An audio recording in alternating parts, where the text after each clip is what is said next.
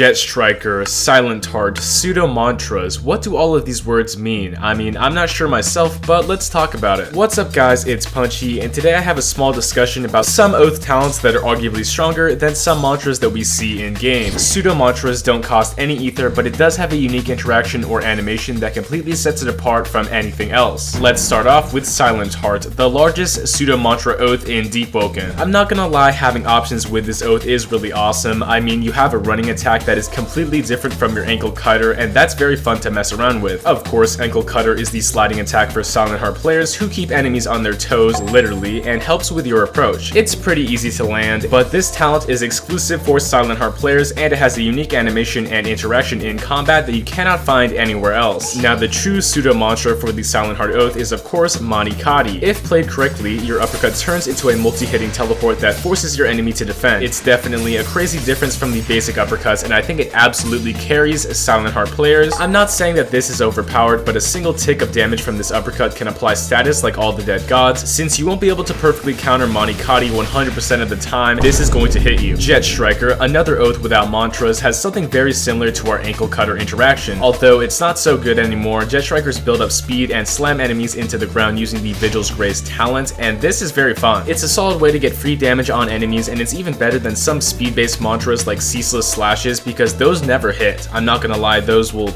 those will never hit. Strato Steps, Jet Striker Airwalk is basically a fun mobility mantra that scales off agility and other climbing talents, and this is very fun for moving up walls. This barely counts as an oath pseudo mantra, but I really couldn't skip it. Something interesting about the Vision Shaper oath is just a passive that legit is a weaker version of the Illusory Servants, and when V-Shaper players get low, they spawn a clone that deals damage, and I think that's their version of a pseudo mantra, but it's kind of a clone of their clone move. Now for Link Strider, they have their very own version of basically a bell, maybe even a mantra, but we cannot skip this. With a certain amount of Stardust collected and a campfire to sit at, Link Striders can traverse the map for a few different spots almost instantly. Sure, it has little combat usage, but I think it's an oath talent that is basically a mobility mantra, so I count this as a pseudo mantra. The final pseudo mantra I want to talk about is the Star Kindred Dash. That's basically a lesser version of Strong Leap without the long windup and ether cost, so it might be better. Sure, we can also include the Jet Striker Wind Dash, but Star Kindred Dashes go way further than them in any direction you choose, and it's pretty free to pull this off, so yeah, it's a pseudo mantra in my book. And for now, that's all. It's an interesting way to show how the devs kind of sneak in extra content like mantras without actually making them mantras. Maybe in the future, we could learn these on any type of build, but for now, these are the pseudo mantras that I consider in the game. That's all for right now, and make sure to like and subscribe. Let's hit 57k subs, and thank you guys so much. It's punchin' time.